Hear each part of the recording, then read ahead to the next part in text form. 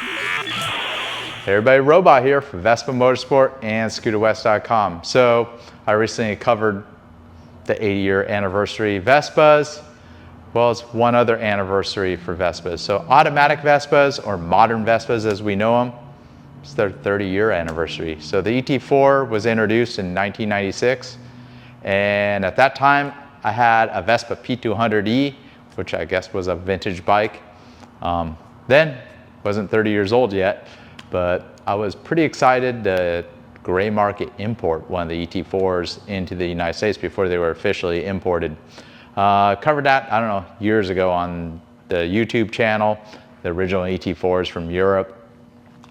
So what's a better way to celebrate? Well, I'm gonna make a multi-part series on building an ET4. Not just any ET4, but a special one. So if you've been to Vespa Motorsport, you've probably seen this display. We had Bo Hufford during an art exhibition that we had here at Vespa Motorsport over 10 years ago paint this frame. This was a brand new frame that was never used. I think it was in the Domingo Hill warehouse. At one time, Piaggio had a warehouse in California for the parts. Obviously, California is an expensive place to be, so they moved the warehouse to the Midwest and East. So, how am I going to build this? First of all, the ET4 and even the LX, you can still get so many of the parts. They're such simple automatic scooters. They literally have probably a quarter as many parts as you find in a modern GTS. Super simple to work on, really do-it-yourself friendly, so I thought I'd make a multi-part series and build this frame up with just spare parts.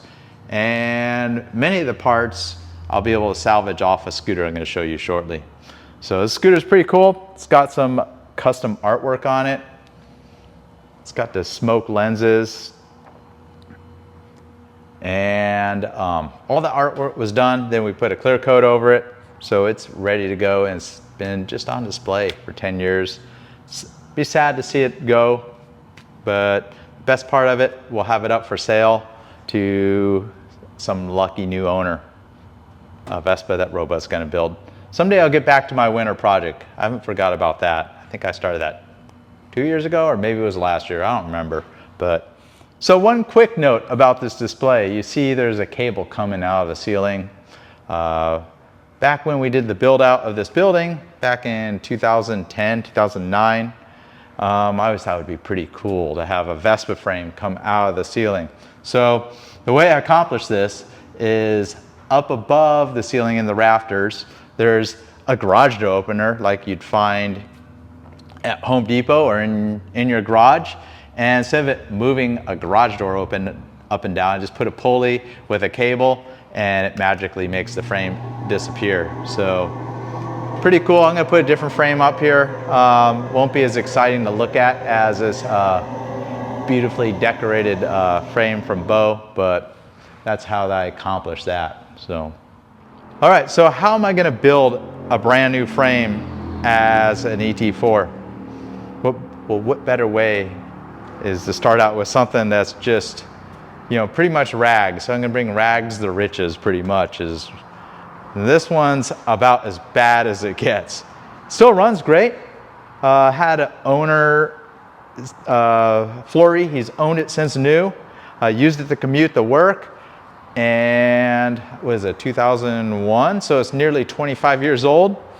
Rode it all the time, and then moved out of state and graciously donated the scooter to me. So I really don't want it for myself. I have a perfectly nice ET4 in my own collection, but he's always kept it up to service despite how horrible it looks cosmetically. I mean, this thing is just horrendous. Look at the seat. I can't even salvage that seat. But 44,000 miles, motor's still strong. Even has fresh Michelin City Grip tires on it, but the cosmetic condition is just horrendous. It's been parked outside. It's kind of what you expect. Even a car left outside. And you see just mold from the trees around there. It's just grungy. Missing the battery cover. See how the motor looks. It looks like a dark hole in there. But the best part about this, it gives me plenty of opportunity to make great videos for all you for restoring every part of the scooter. So pretty excited. And like I said earlier, if you have a Vespa LX, everything that's on the ET4 pretty much applies to a Vespa LX. The Vespa LX is just the next iteration of an ET4. Mainly just cosmetically it looks different, but it's essentially the same mechanics and built nearly the same. So pretty exciting. Even the key, this is like a rubber key. It's just completely rotted. It still works. Key is just so worn out. It's just the brass. Obviously, you probably won't use that lock again. You gotta give it a little jiggle to get it to turn. I guess not today, but go back to that master key. He decided that was his last day because the master key turned it on. 44,000 miles. So what's that in kilometers? Like 75,000 kilometers, something like that.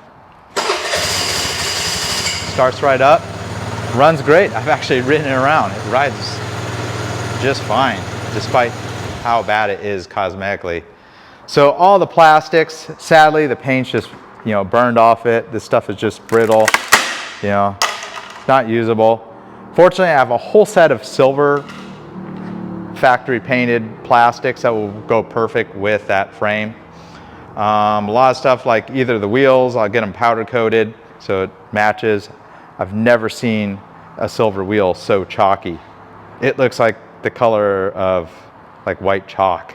It's incredible. I mean, it's still got a nice tire on there because the Flurry kept it up right up till the end. So look out for the next videos. I'll probably pull the whole scooter apart. We'll overhaul the whole fork and have that ready to install into the frame. Install all the wiring, the cables, and so on. And then I'm gonna go through that motor, make sure everything's perfect in the motor. Probably even pull the top end off, maybe put a fresh cylinder and piston. Of course, the whole transmission and more before we put the motor in. And then every part needs to be refurbished. I'll either replace or refurbish the parts. So looking forward to this new winter project. Hopefully I get to my own winter project someday, but maybe next year. So look out for the next videos. And if you're interested in the outcome, we'll be ultimately selling the end product at Vespa Motorsport, our dealership here in San Diego. And if you're looking for parts to do this yourself, like I suggested earlier, the Vespa ET4 and LX are one of the best scooters for parts that haven't been obsolete. Like a GT200 is actually pretty difficult to find a lot of the bespoke parts that are for a GT200, which is the first large frame kind of fast Vespa. But ET4, you can still find quite a few parts for them here on our website, scooterwest.com. So look out for the next video. Thanks for watching. Robot here from Vespa Motorsport and scooterwest.com. Robot here, huffing and puffing at like 10,800 feet or something. A lot of snow up here. I don't know how people deal with this white stuff year round.